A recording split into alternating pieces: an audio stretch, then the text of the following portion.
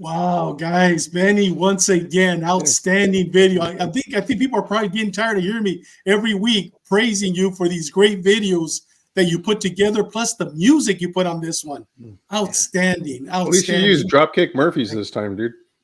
Yeah, he should, man. I mean, No, he wow, did. outstanding. Oh, he did that what it was? Really? That's it. Yeah, outstanding. Guys, I don't want to take up no more time. We have the legend of legends on our show, man. What did you call him last week, Chano? The Star Wars figure. What was it? Yoda, the Yoda. The Yoda of Yodas, guys.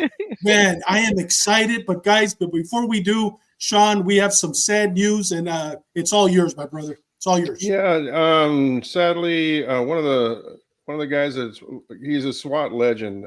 He's a legend in the tactical family throughout the United States. Ron McCarthy passed away recently, and he was on LAPD's SWAT team. He was one of the original members of their full-time team. He was on SWAT for over 12 years, did 24 years with LAPD. I've met him several times at NTOA events and stuff like that. He's a straight, down to earth, really easy guy to talk to. Part of his one of the things that I'm going to read some of the stuff that I got from the California Association of Tactical Officers and National Tactical Officers Association's emails. He was awarded the Medal of Valor for his actions with the SLA, Sudanese Liberation Army, in 1975. He also received a police star for a rescue of hostages in 1983. He retired in 1984. He went on to have another career after that. He was the Chief of Tactical Operations for U.S. Department of Energy, Director of Deadly Force Training Grants, the Department of Justice, International Association of Police Chiefs. I mean, you name it. He did it. In '92 he started his own company, RM McCarthy and Associates, for training and consulting. He also published a book, Significant Tactical Police Cases. Basically, it was about learning from the past incidents, basically like our show. You learn from the past. He received the Lifetime Achievement Award from the National Tactical Officers Association in 1996. He received the Cato Lifetime Achievement Award in 2010. Again, he was one of the original directors from the National Tactical Officers Association. Again, this guy, he was one of those guys that, all of us little baby SWAT officers, and when we were at these conferences and we got a chance to meet up with Ron, it was a blessing. And I'd like to take a moment of silence for Ron. Great life.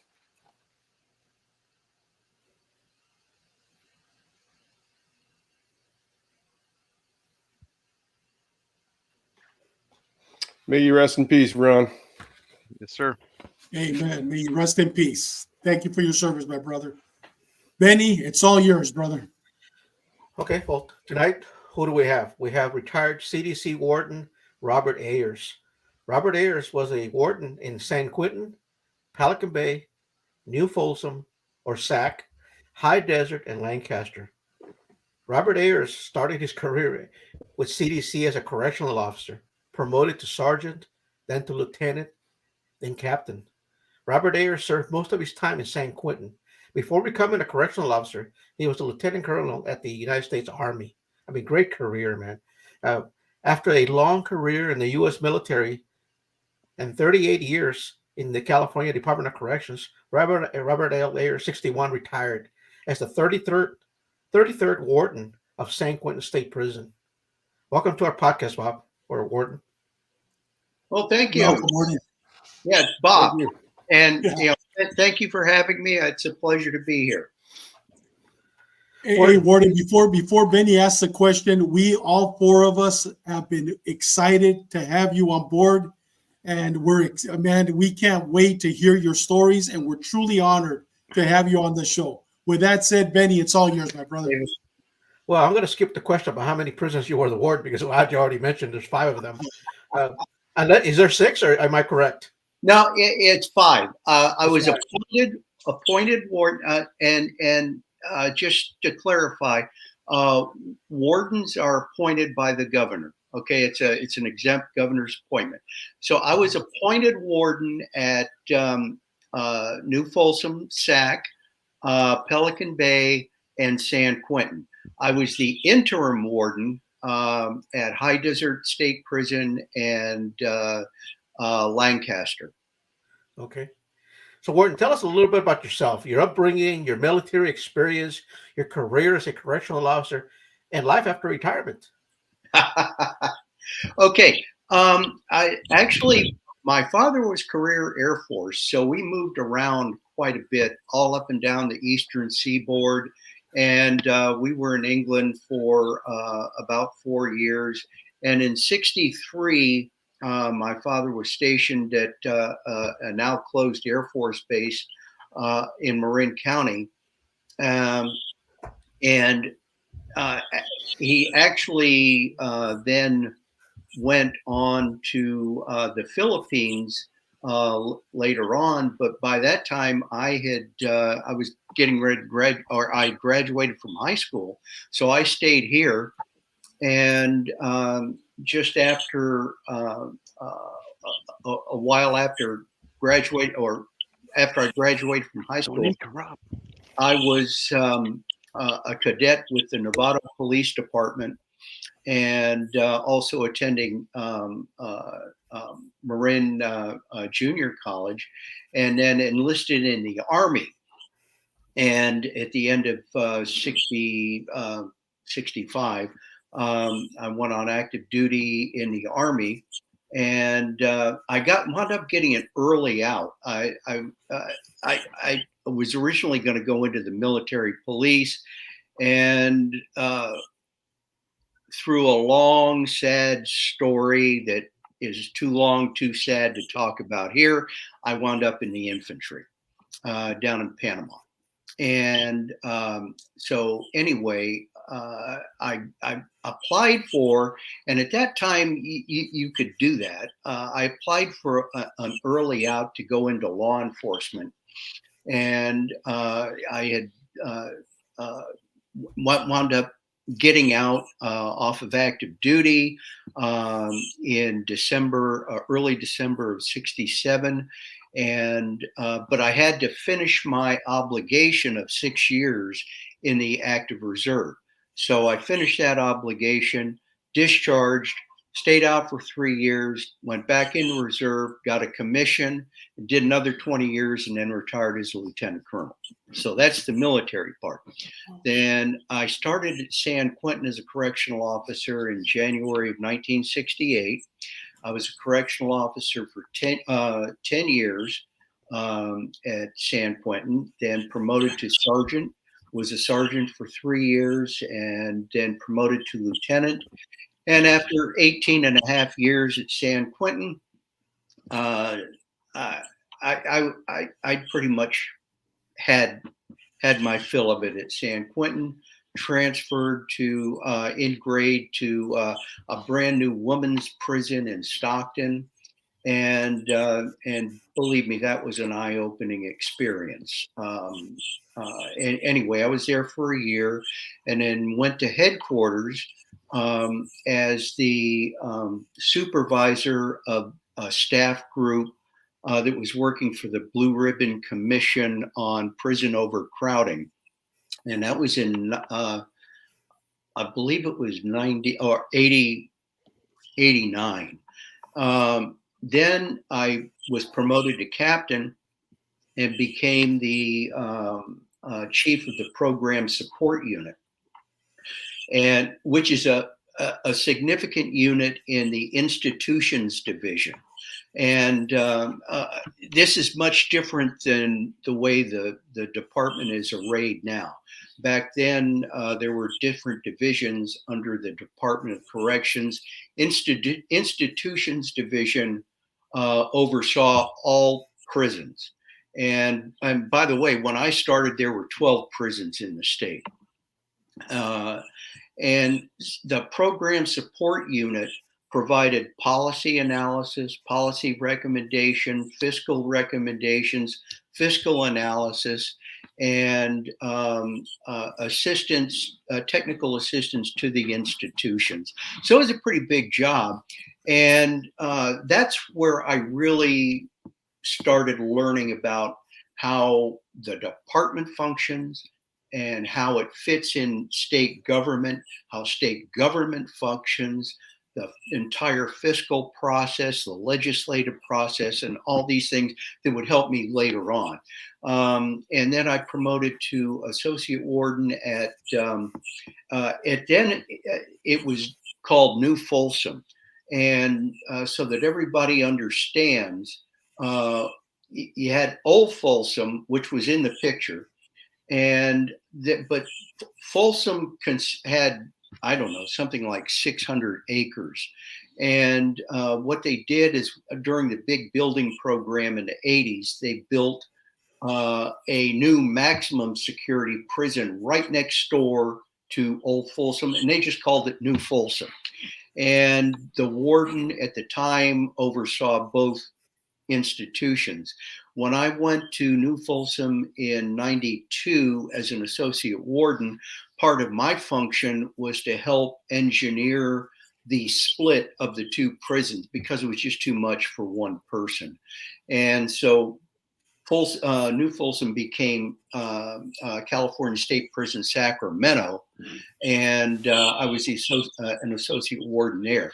A couple of years later, I was tapped to go to Pelican Bay in late '94 as the chief deputy warden.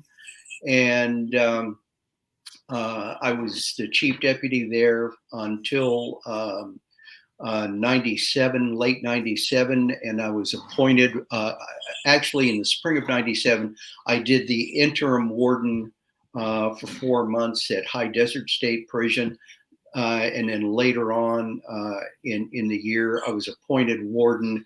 Actually, it was in September at SAC, New Folsom. So I went down there, and I think just before Thanksgiving, I got a phone call that the warden at Pelican Bay, the warden at Pelican Bay and I had gone up at the same time, and we were on a mission. But he got promoted to the chief deputy director position. And because Pelican Bay was under significant litigation, there was a big remedial plan, and we had done a lot of work on it. I was intimately familiar with it. They said, you get to go back to Pelican Bay as the warden. And I resisted making that move, but had to do it anyway. So I went up, and from '98 to mid 2000, I was the warden at Pelican Bay, and I retired in July of 2000, and then did some work as a retired annuitant. They had called me up and asked me to help do some fiscal audits and then mental health program audits, that sort of thing. And then in late '05, actually it was early '06, they were having difficulty keeping a warden at San Quentin, and they said, since you're hanging around, would you be interested in accepting the appointment as warden at San Quentin? And I said, sure, I'd like to do that. So I went back to San Quentin as I was appointed warden there, and I came out of retirement for that. And I was the warden there for a little bit over 2.5 years. And because wardens and ex-wardens know things, I heard that there may be some people from San Quentin that could be watching this evening. So I want to say hi to everybody from San Quentin who may be watching this. I think Dino's probably watching, and maybe Teresa's watching. So, hello to all of you. Thank you, Warden. Wow. Okay, Warden, this is Chalo, and I'm going to ask you this question is, which prison was the most challenging to run and why? No question about it, San Quentin. And the reason, and there are a number of reasons for that. One is San Quentin is old. It is really old. I mean, it was built in 1852. So you're constantly going around, having to put fingers in the holes in the dike all the time. I remember one significant thing when I was there as a warden. They had a big outbreak of mold at the top of one of the cell blocks that they were afraid was getting into the ventilation system. And then, of course, we figured if that one had something, let's take a look at the other ones. And sure enough, we looked around and there was mold all over the place. So that's a big deal. And of course, when I went back in there, there was another piece of litigation for medical care for the department that had been going on for a number of years.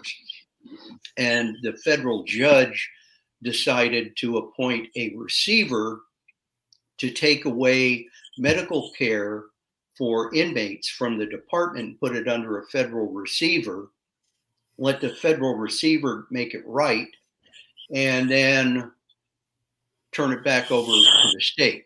And so part of my job then was to work with the receiver to implement the coordination and overall operational infrastructure of the new medical services that were going to be happening, and how to make those delivery systems work. And I have to also say that when I went to San Quentin in 2006 as a warden, staff morale was pretty low. It really was. There was a malaise throughout the institution, and staff were having difficulties. So putting all that together, I mean, it was a real challenge. Wow. I can just imagine, I mean, being an administrator and us, I mean, we have people under command. It's hard to try to get people, motivated after suffering for so long, neglect from their superiors. Well, thank you for changing that around. I'm pretty sure you did. How would you manage the gangs if you were running the prison system today? Is there any difference back then to today? Well, okay.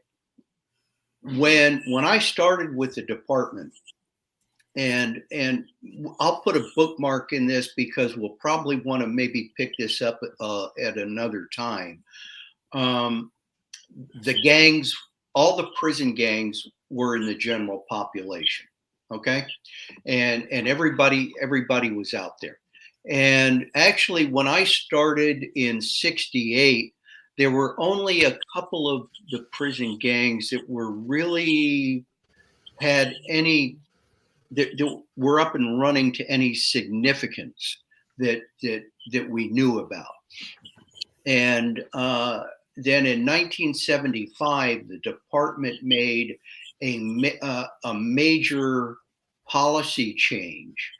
And what they decided to do was, because there was so much violence, that they were going to lock up prison gang members. Okay. And then, of course, not long, within a year after that, they figured out that no, it's not just the gang members that you have to lock up. You got to lock up the associates as well, because now they're left out here doing the actual members' business. So, there's all of that. Now, that's bigger than it sounds like.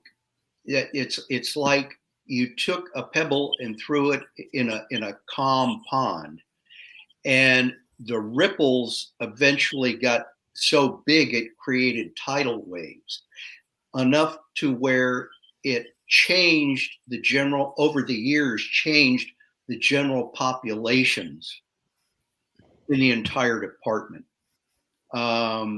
And basically back then, I'm going to say the early days. And when I say early days, I'm talking about my early days. And that I define that as from 68 to the end of 74, 75, just as a frame of reference. It was possible that if you wanted to do your own time, you might be able to do that. And what I mean by that is, consider the prison population. I don't know if any of you have read the book The Hobbit, okay? And in The Hobbit, there is an evil forest called Mirkwood, and they had to go through Mirkwood. And there's a very little tiny twisting path to get through. And if you strayed off the path, you were met by giant spiders and other unwholesome creatures, okay, that would devour you. And that's what it was like doing time. If you kept your nose down, kept your eyes down, minded your own business, you might be able to get through the other side. You start getting involved in the things that gangs are involved in, they're going to eat you up. Okay. And so, but that, that's a much deeper conversation. Now, would I do things different? Yeah, I would. But, I have to tell you that, in my opinion, you can't manage gangs by managing gangs. Okay. If your goal is to just go in and manage prison gangs, then you're not going to resolve anything. All you're doing, you just keep kicking the can down the road. Okay. And that's my opinion. You really have to go down, and you have to actually get to the community, and you have to discourage people from getting in to the entry level gangs that eventually feed the sharks. Okay. And so, and you've got to, in my opinion, you have to go out and actually restructure the sentencing system as well, so that people don't go into prison think, I can do 3, 4, 5 years standing on my head, get a merit badge, and go back out to the hood or the barrio and, make a name for myself. And that needs to be discouraged. Okay. So there's a lot that has to be done, and you can't do it just by cutting the flower off the top of the dandelion. You have to get the roots out. Hey, Warden, prior to Sean's next question, I have a quick question related to gangs. Did you know Sergeant Bill Henkins? I did. Tell me a little bit about him. We had a special, episode on the book, The Alpha Guard by Police and Fire Publishing. And what kind of a man was this man? I mean, the way when I read that book, I mean, he was one of the first original gang investigators that identified the prison gangs. How was it working around him? What kind of individual was he? Tell us a little bit about him. I mean, you worked San Quentin with him, correct? Correct. Yeah. I'll start off by saying that it is undeniable that Bill Henkins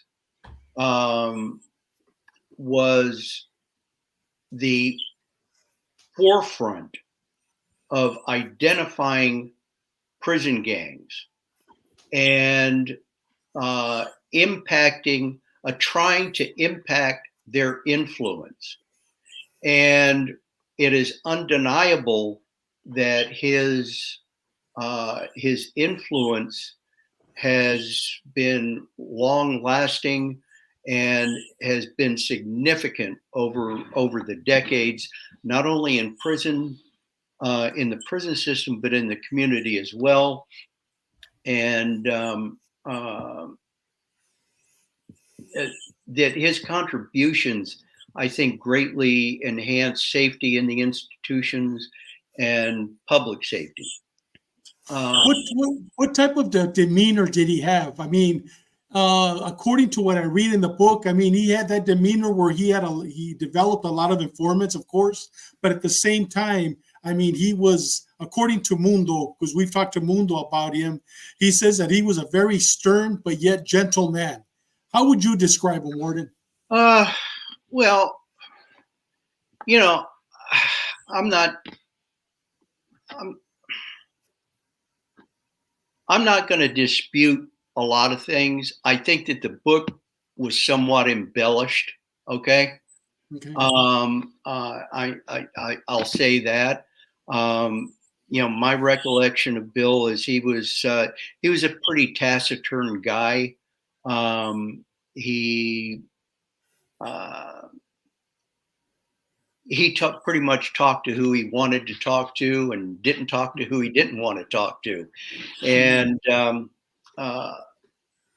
but I think that the issue is that,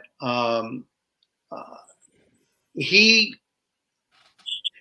saw a cancer, yeah, and shined a light on that cancer. Okay.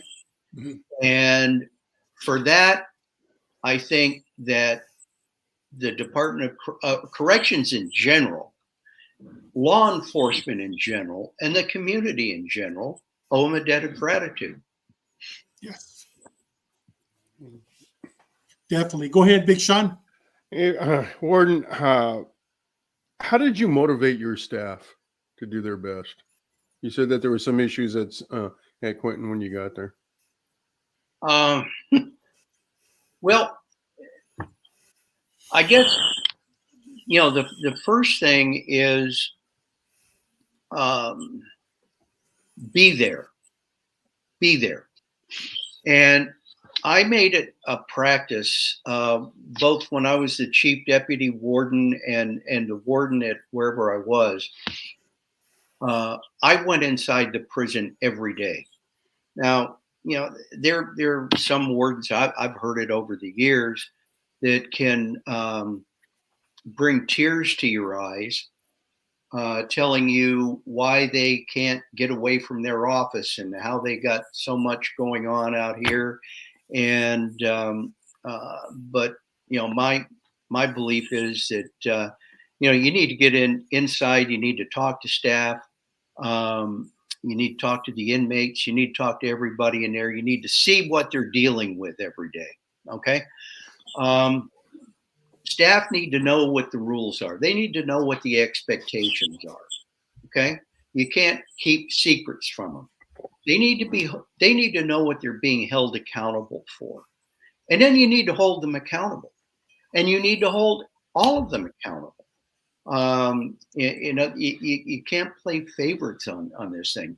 But more than anything else is being in there and leading by example, I think, is just really important. Like, one of the things that, you know, I'm going to talk about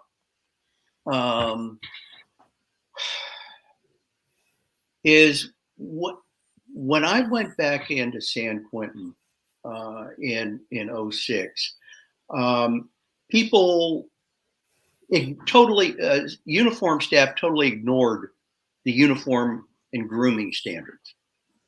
They didn't care. You know, they beards and you know, if they wanted to wear a different jacket, they'd wear a different jacket. It didn't matter if it was uniform or not. They didn't care. And the administration didn't care. Nobody cared. Okay. And then they're going in and they're telling the inmates, you got to abide by these rules. Yet I don't have to abide by the rules. And so I wanted to instill in staff that, listen, those inmates, whether you like it or not, they look to you as a role model.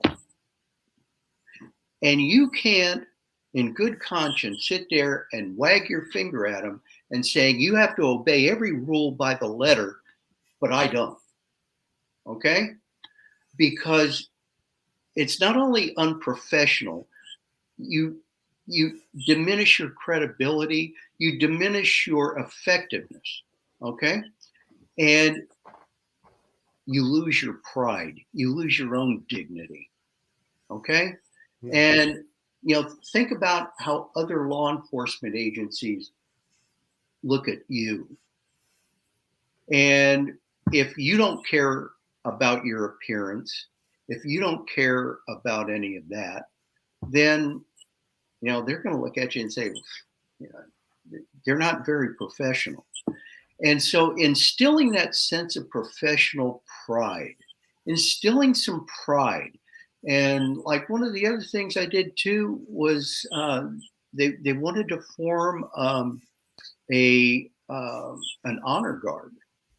And what better way of really instilling that sense of professional pride is to have people that are holding their heads up so high and just absolutely strap truth. And they're an example. So I thought that was really important. And you know what? Staff responded. Because nobody wants to go to work feeling like a dump truck and thinking other people regard them as a dump truck. Nobody wants to do that. And so instilling that sense of pride and reinforcing it constantly, I think really helped.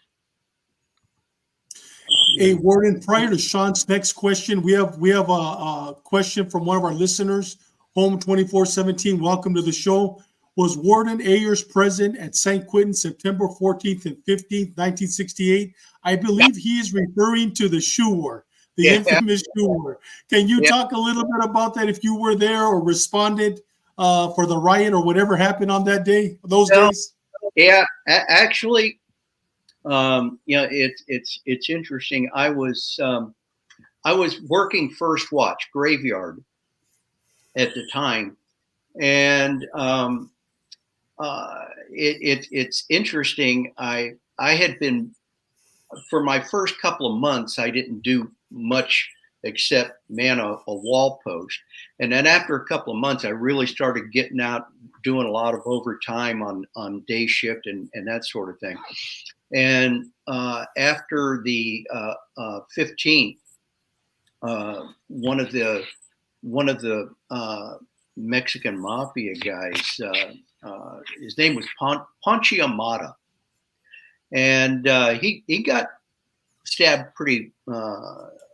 They did a number on him, and he was in the recovery room in the hospital at San Quentin. So for the next 5 days, I worked overtime doing security watch for Ponchi in the recovery room till he got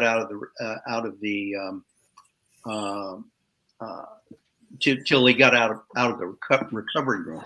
So and that was an interesting experience, because I told you I was raised in a military family, and when you're raised on a military base, you're pretty sheltered in terms of what life is like for a lot of other people. And one of the interesting things is over that 4 days, I think it was 4 days, that I was sitting in there with Ponchi, making sure that nobody else came in to finish the job. He told me a lot, not about gang stuff so much, but about growing up and living in the barrio and about the lifestyles and about all that stuff. And I learned so much from him, about that. It really helped me. Yep, that's the guy. And yeah. But yeah, I was there. Interesting. Go ahead, Big Sean. Yeah, going back to what you were talking about, Warden, about instilling pride. We noticed that out in the field, especially, when we worked special enforcement, when we were doing the, contacting gang members and all that. They would actually tell you that there was patrol guys that looked like crap in their uniform, and then there was us, and we were all like, we were all SWAT guys, to be honest with you. Yeah. And we just, we looked professional in our uniforms. Yeah. Even they would even actually look at your handgun to see if you had Pacmire or Hogue grips on your handgun. Right. Exactly. And they knew that you knew what you were going to, that you knew your business. Yep. And whatnot. And they, there was a little bit of respect that they gave you for that. So, yeah. Not all of them did, but most of them did. Yeah. My next question would be, would you recommend young people to go into corrections today? And if so, why?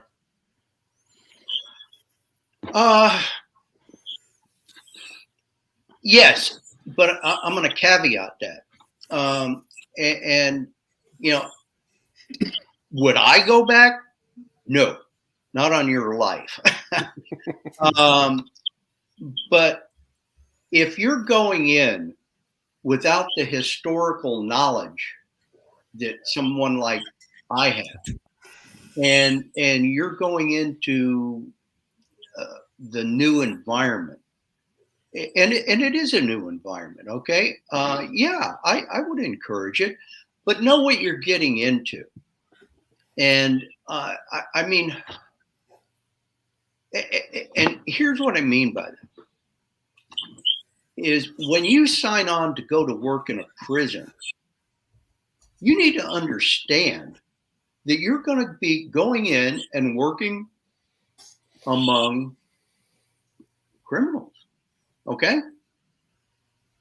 And so don't go to work in a prison and then 6 months later come complaining that, man, I got to work among a bunch of child molesters. I got to work among this. I got to work among that. Well, do your homework, because that's who's in there. Okay. That's who's in there. And you're not hired to go in to be judgmental about the crimes that brought them in there. That's not why you're hired. Okay. And you need to resist taking on the values of the inmates. You're there to try and encourage the inmates to take your values, okay? Accept your values, not for you to go in and start accepting the inmates' values.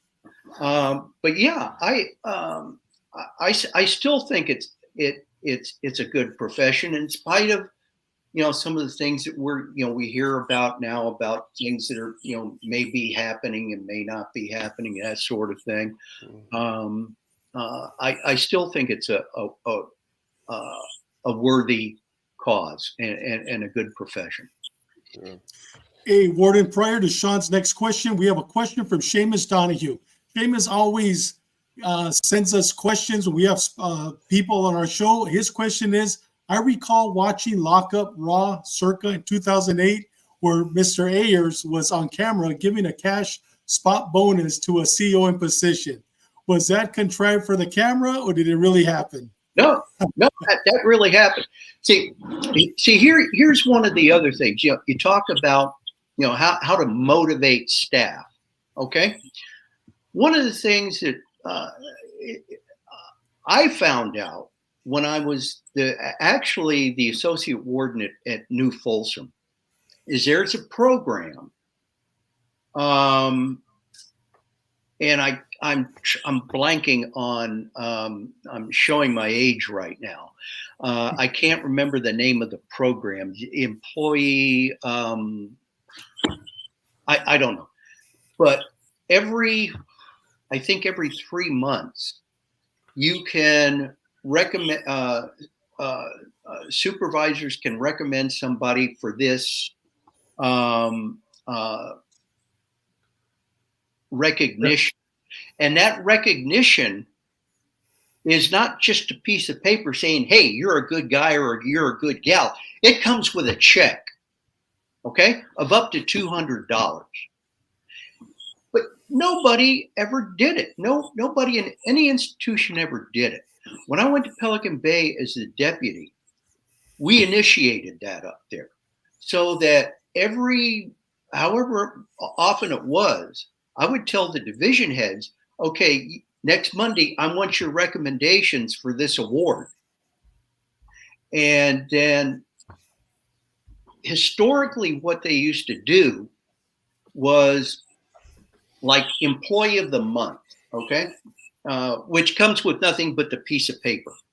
But what they would do is the warden would have the staff meeting, and then you get the employee who's the employee of the month to come to the staff meeting, and you make a big deal among the executive staff and give them their piece of paper, embarrass the hell out of them in front of these people, and then they go away and okay.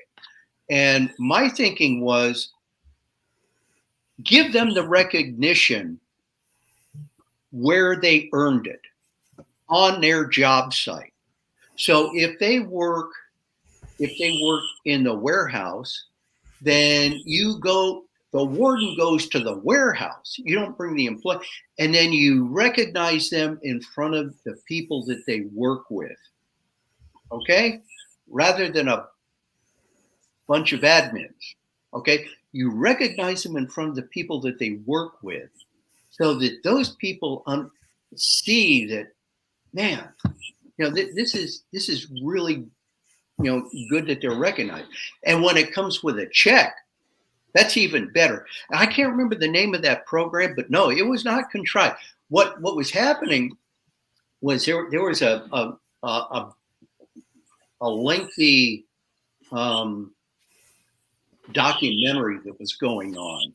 And that just happened to be at the time where I was going to go over and present the check. And I said, hey, guys, you want to go? And they said, yeah. So they went over and filmed it. And I'm trying to remember the officer's name. He's retired now, but Jaime, and I'll remember it. But that was the guy. And man, Warden, you have a great memory. I don't even remember what I had for breakfast this morning. I'm 63. Go ahead, Big Sean. Warden, how do the state legislatures affect management of the prison system? oh, geez. Next question. Next. We'll pick that up next time. Yeah. Started on that. It's like a lot of other things. People get elected to office by promising the public that we're going to make your community safe. Okay. But they don't really tell the voting public what that means.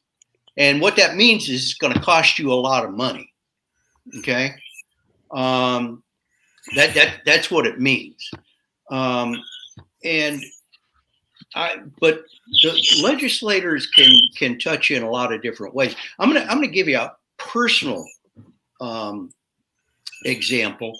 Is I was appointed warden at Pelican Bay. Okay. And back then, wardens had to be confirmed by the Senate Rules Committee. Okay.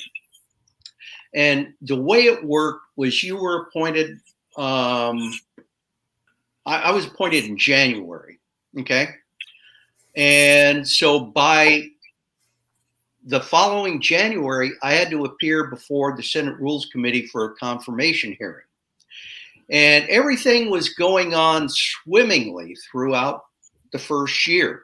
It was going great. You know, we were making progress in the Madrid compliance, Madrid being the big litigation that we were under up there. And we were doing really well. And there were no indications that there was any kind of a problem. And then in early December, I find out that a senator, I'm going to go ahead and front him off here, Polanco. He was the chair of the Senate Rules Committee, and he got a bee in his bonnet.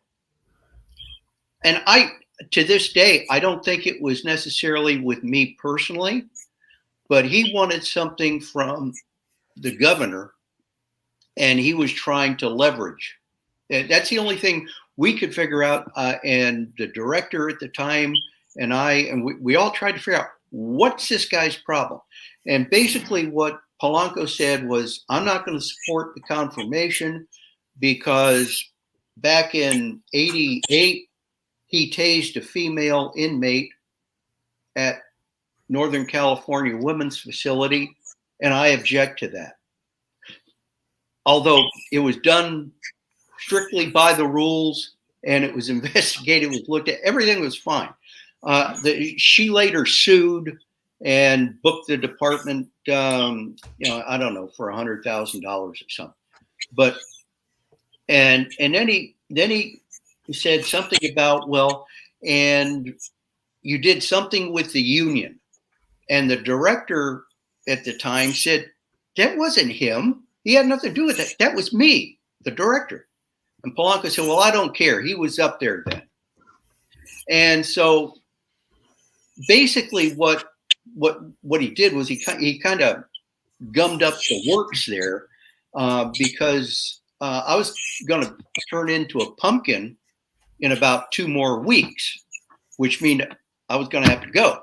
So what the department did was, in order to maintain the continuity, and by continuity, I mean we were making some pretty significant progress to get out of that litigation.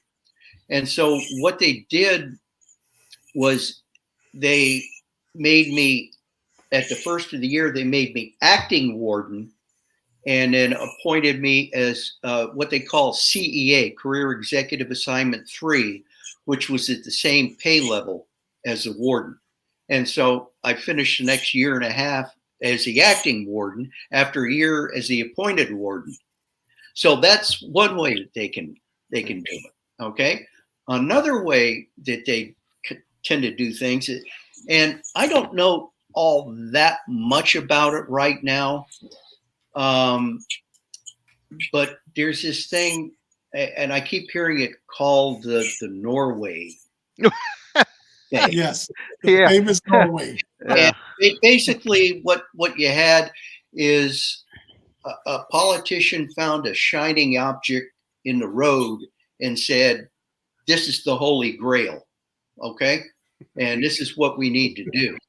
And once again, what I believe what they're doing is they're looking at the dandelion and saying that's an ugly plant, so they nip the flower off and think that they're going to kill the plant. Okay. And the problem, as I see it, is that our state capital is not Oslo. Okay.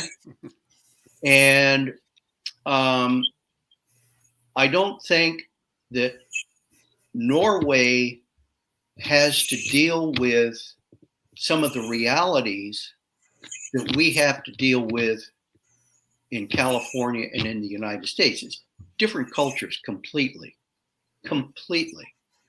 And the genesis, how people get into the criminal justice system to begin with, is so much different here.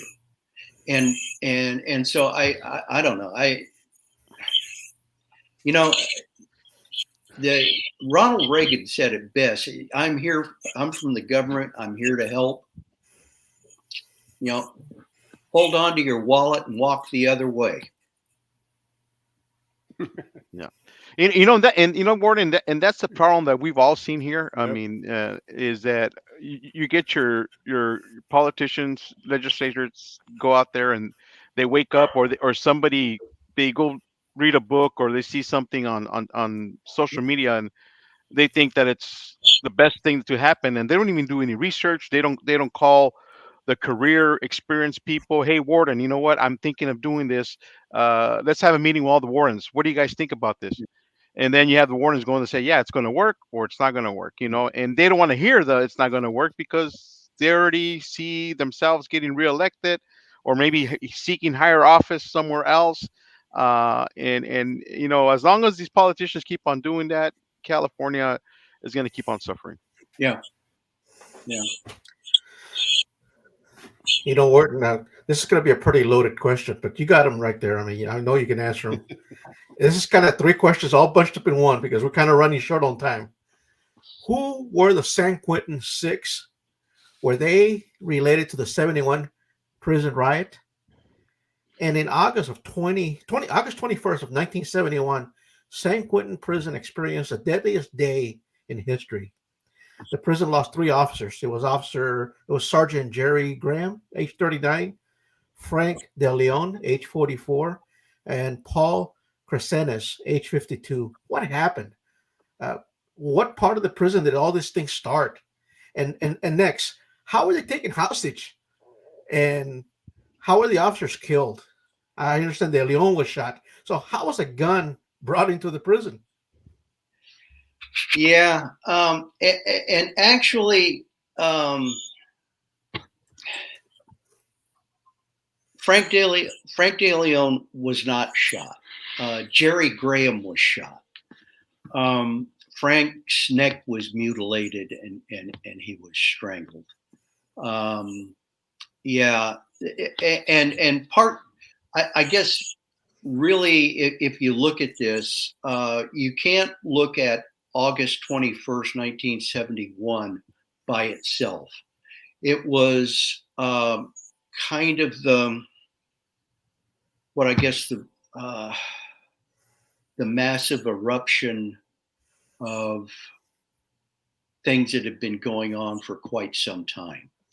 You know, those who were around at the time can remember that the late 60s and into the early 70s was a very tumultuous period in American society. There were a number of terrorist organizations, Symbionese Liberation Army, the Weather Underground, that sort of thing, that were attacking law enforcement across the country, and in the prisons. And in early 70 down at Soledad, there was an incident on, back up.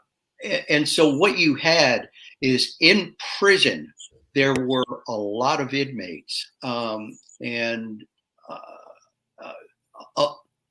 there were a lot of black inmates, especially, that were getting involved in revolutionary rhetoric and activities.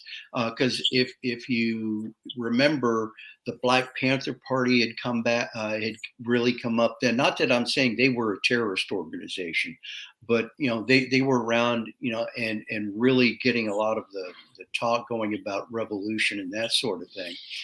And so there was an incident on an exercise yard down in Soledad in early 1970, where an officer killed, I think there was a fight among white and black inmates, and an officer killed, I think it was 2 black inmates, and wounded a white inmate. Maybe it was 3 black inmates. I can't recall. And that wound up with a reprisal murder of a correctional officer at Soledad. The 3 inmates who were deemed responsible for that were sent to San Quentin. And that was George Jackson, John Cliche, and Pleta Drumgo, if I'm remembering right. And they were in the adjustment center, which would be the equivalent of a SHU unit, maximum custody lockup unit at San Quentin. And in mid 1970, George Jackson's brother took hostages at the Marin County Courthouse in an effort to get George Jackson freed, I guess. That's what he said he wanted. And it wound up that the judge was killed. One of the inmates was killed. Another was wounded. The district attorney was shot and was paralyzed for the rest of his life. That sort of thing. That was in mid 70, and then there continued to be stabbings of officers in other institutions, but there were a number that came up in San Quentin. And then on July 21st, 1971, and you don't need to ask me, I'm going to tell you that July 21st, 1971 was my worst day in my career. I was working in the hospital on the clinic door. I controlled access to the hospital. And about 2 days prior to that, an inmate who was on the general population who was going to testify against the inmates who murdered the officer at Soledad was stabbed on the yard at San Quentin. He was in the hospital where I was working. And he was kept in an isolated area. He had security watch, an officer sitting with him. And on the morning of July 21st, Leo Davis came in. I let him in the door and we chatted it up for a few minutes. He was working overtime. He went on up. He was working overtime to provide security watch for that inmate up there. And about an hour and a half later, I had stepped away from the door and I was in the holding area talking to the sergeant and the roving officer. And there were windows, and right next to that was the exercise yard for the administrative segregation unit. And we heard 2 blasts on a whistle. A whistle is the emergency alert. And we immediately looked out to the ADSEG yard thinking that's what it was, because things went off there all the time. And all the inmates were looking up. And we all looked at each other and said, oh, shit. And so I had to stay at the door. The sergeant and the officer took up. We knew what it was because that's where Davis was. And so I put out the alarm and started letting people in. And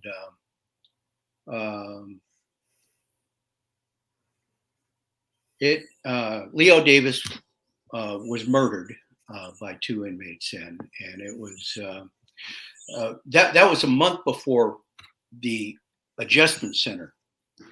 And then I went on military leave for a couple of weeks and came back I returned on August 21st home from my military leave.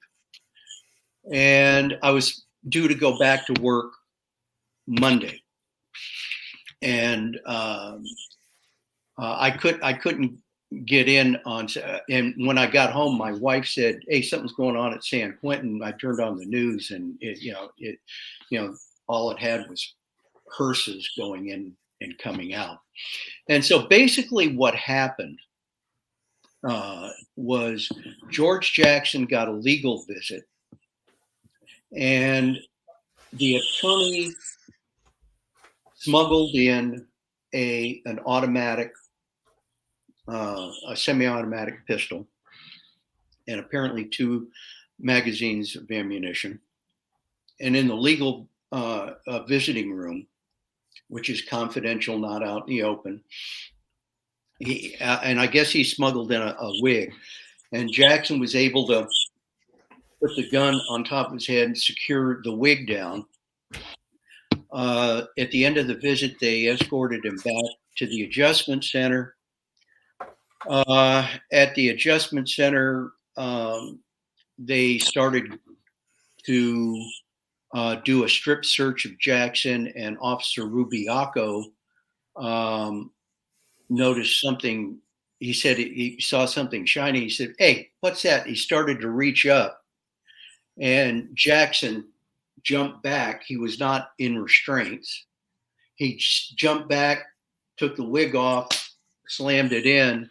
And so you had Rubiaco, the sergeant, Ken McRae, the escort officer was Paul De Leon, and Krasnus was one of the other officers in there.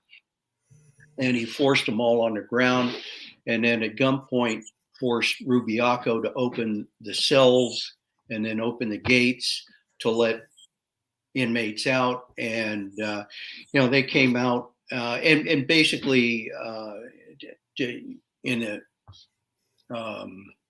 interest of time here, they used a lot of crude instruments like nail clippers and that sort of thing to gouge the throats of the staff. Like I say, Jerry Graham was shot in the head. Actually, and I'm going to indulge a little bit here.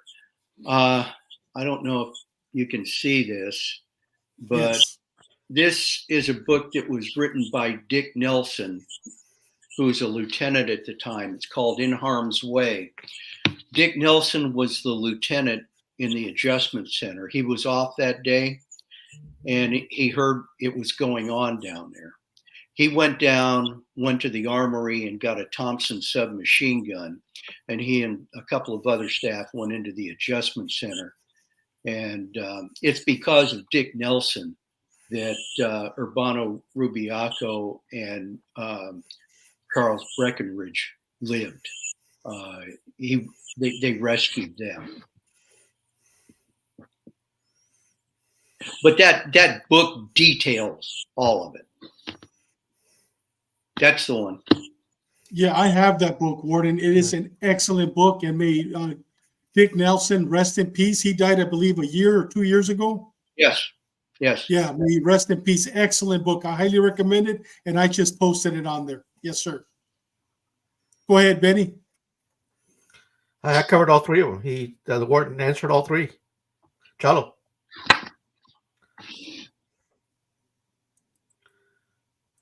Chalo's MIA. Okay, Warden.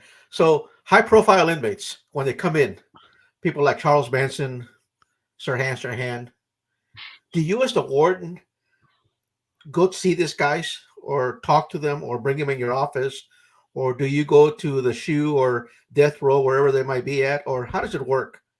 Yeah. Okay. Guys, like when Manson and Sirhan came in, they were sentenced to death, and they went straight from receiving and release to condemned row. Now, it doesn't matter who it is or their notoriety. When they were going to condemned row, within the first 10 days of them being there, the inmates are brought down for what's called Institution Classification Committee. And the warden or chief deputy warden chairs Institution Classification Committee. So under those circumstances, yeah, I would see them. But would I go meet with them or anything else? No. But you wind up eventually seeing these people like I say, through the classification process. And like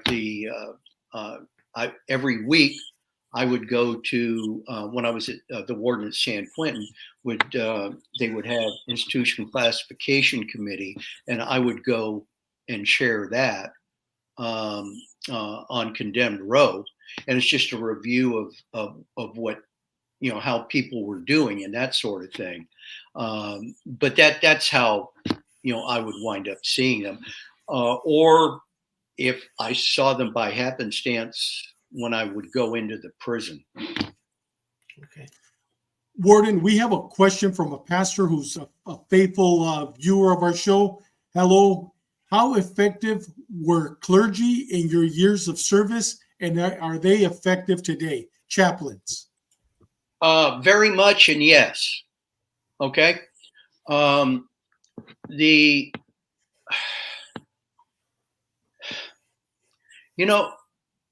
lot of guys get religion when they go to prison.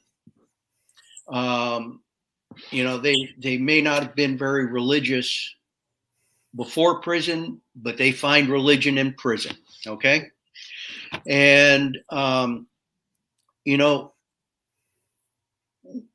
in my experience, the clergy that came in, and a lot of them went out and they walked on the tiers, and they would visit inmates during lockups and that sort of thing. And, I found that for the most part, the clergy did a lot to help alleviate a little bit of tension. And so, many of them would have somewhat of a calming effect. And, we can be cynical, and, I said, yeah, people go to prison to get religion. And I think it's like anything else. You throw enough stuff on the wall and some of it's going to stick. And if somebody gets enough, I guess, guidance, counseling, reflection, talk from a clergy person, it can have somewhat of an effect on that person, okay, on that inmate. I have always encouraged participation by the clergy. Warden, the last question today, was San Quentin the first institution to implement a SWAT team or CERT, Special Enforcement Response Team? Were they the first in the state, or who was the first to implement the first SWAT team? The first CERT, Special Emergency Response Team, the first one, as we know it in this iteration today, was Folsom. Jim Butler made that happen. And I knew, in fact, Jim Butler was the sergeant in the Adjustment Center. Although he was not working on August 21st, he was the sergeant in the Adjustment Center then. And later on, Jim promoted back to Folsom, where he came from. And years later, I think it was in 78 or 79, Jim literally browbeat the warden at Folsom into forming a SWAT team. And years prior to that, there had been TAC teams and this and that, and they lasted for 6 months, and then everybody lost interest and it all went away. Okay. And Jim was responsible for doing the very first one at Folsom. Then we followed on in 1981 at San Quentin, and we were actually the second on board. And I went to Jim for some help in pulling that together. Well, Warden, our time has gone by so fast. I mean, we're at 1 hour and 11 minutes. I mean, it literally feels like it was 4 minutes. this interview. I mean, we've had a wonderful time. But Warden, we understand you're coming back in 2 weeks. We're gonna be discussing the riot at Pelican Bay, the 2000 riot. But I also want to talk about when you, I guess, were part of the, or actually, I believe you were the commander of the Alcatraz 1982 hostage negotiation role play that you had at Alcatraz. We're going to talk about that in 2 weeks. And we're going to spend some time on that because, man, there's so many great things that happened that day. With that said, Warden Benny, any last questions for our guest, Warden Ayers?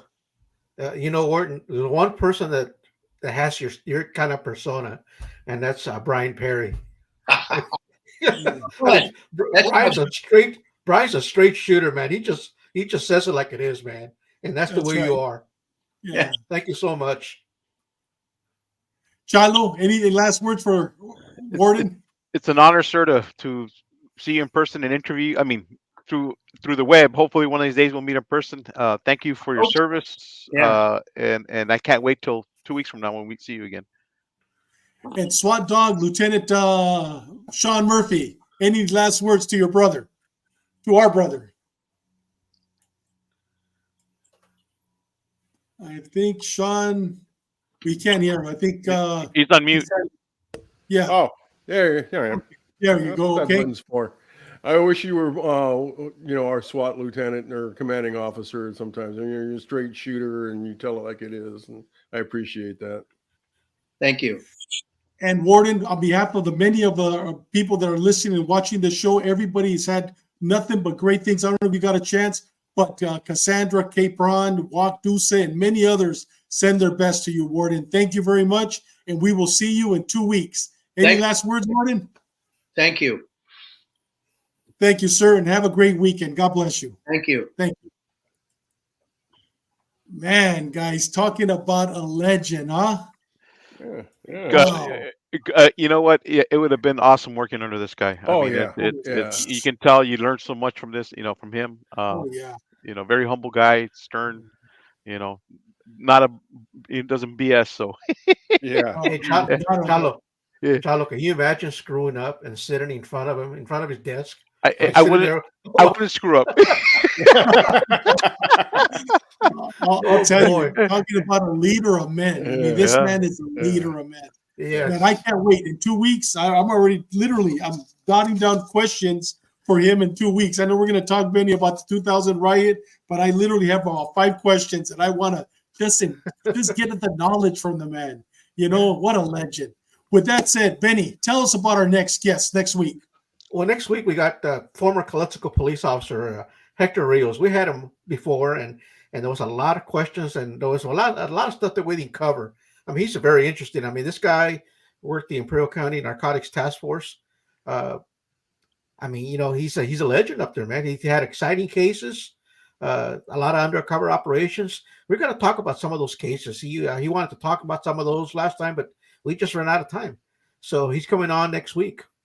And then, as you said, the Warden Ayers is coming back the following week, and we're going to be discussing the Pelican Bay riot in the year 2000, and we're going to cover some of the questions you have for him.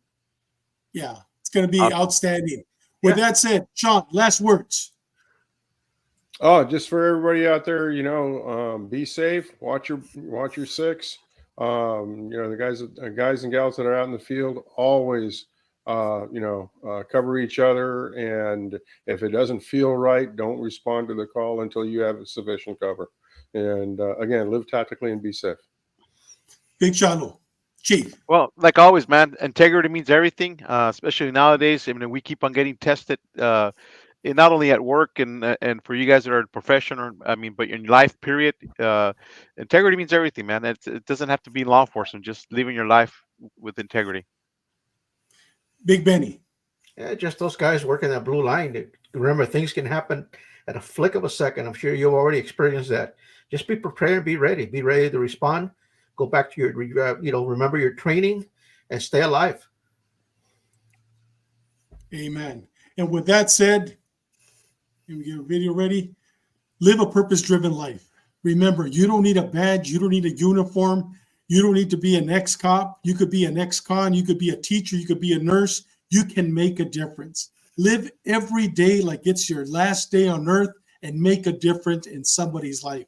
God bless you. We'll see you next Tuesday. It's going to be an outstanding show. We're looking forward to 2 weeks to bring Warden Robert Ayers back on the show again. Thank you. God bless you. See you in 2 weeks.